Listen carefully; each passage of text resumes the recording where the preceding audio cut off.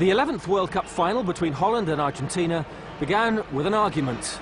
Luis Cesar Menotti, the Argentine coach, was edgy. The kick-off had been delayed. René van der Kerkhoff, the Dutch winger, had suffered a wrist injury during the competition, and the Italian referee, Signor Gonella, was not happy with the precautions of the Dutch doctor. A simple medical issue quickly threatened to boil over into a major political incident. The Dutch weren't happy with the complaints. Argentina weren't happy with the wasted time. In the end, van der Kerkhoff did appear, and both sides set to work on making history. Both had been to a final just once before. Both had yet to win the game's biggest prize.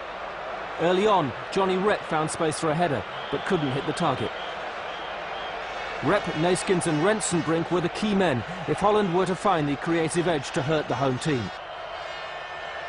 With 15 minutes gone, Argentina responded, but the shot from captain Daniel Passarella found only the arms of keeper Youngblood, playing in his second World Cup final in succession. A few minutes later, Passarella was forward again, but his shot flew over. A big escape for the Dutch. Youngblood appealed for offside. He was seeing things.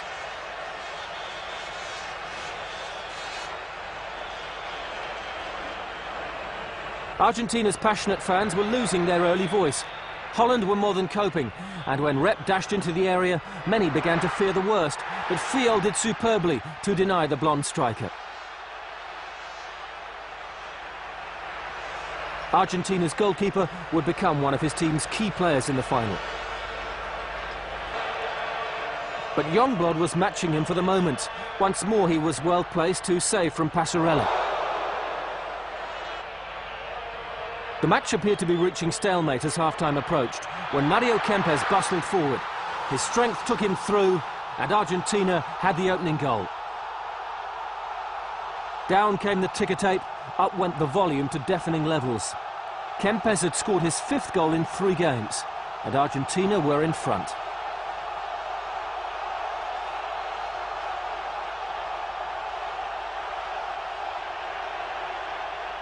The home defence were not, however, desperately convincing. Before half-time, Holland fashioned another chance. Willy van der Kerkhoff crossed, and his twin brother René headed back. Ronnie Rensenbrink had a great chance to equalise. But again, Fiel was in imperious form. Kempes had given Argentina the lead, but how they were relying on their keeper to protect it. Coach Menotti wasn't overwhelmed with his team's lead going into the break. The Argentine fans were beginning to celebrate, and things would have improved still further if Luque had made the most of a wonderful opening at the start of the second half. But Youngblood's performance in the Dutch goal continued to give his team real hope. 8 minutes from time, that resistance paid off. Substitute Naninga rose to head home the equaliser. On as a replacement for the injured Johnny Rep, Naninga played the role of wild card wonderfully. Argentina's defence didn't know what to expect, and Holland had come back from the brink. The final would be going to extra time.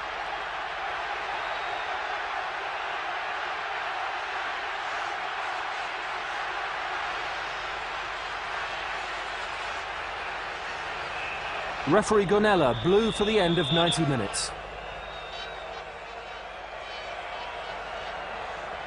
The first period of extra time was uneventful. The Dutch defence still looked vulnerable, and the pace of the Argentine attack often troubled them. But there was too much franticness about the way the Argentines approached their play. But then Kempes once again drove forward, all pace and directness, with thought as well. Again, Holland couldn't cope, and this time even Youngblood had no answer. Kempes fortunate with a deflection, but he'd scored his 6th goal of the tournament, enough to win him the Golden Boot as top scorer.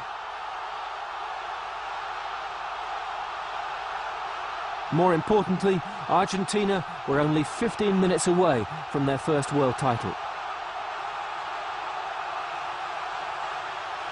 One lucky break for Kempes, perhaps 2, but you had to admire the long-haired striker's sheer determination.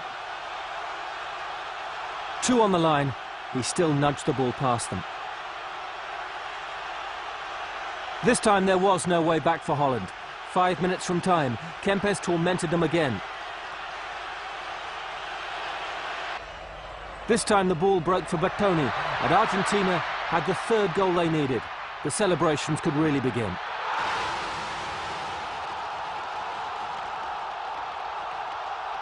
Holland's defence had been stretched once too often. They appealed for handball, convinced Kempes had got an unfair break in the build-up, but there was no whistle from the referee. For the second time in 2 World Cups, Holland's dream would falter at the final stage. Referee Gonella brought the 11th World Cup final to an end and made sure the ball was going home in his souvenir case.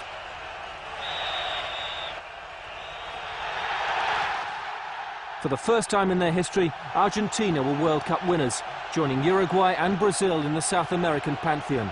Kempes as top scorer, Fiol their superb final barrier, and Menotti, their chain-smoking genius of a coach, were the 3 special heroes.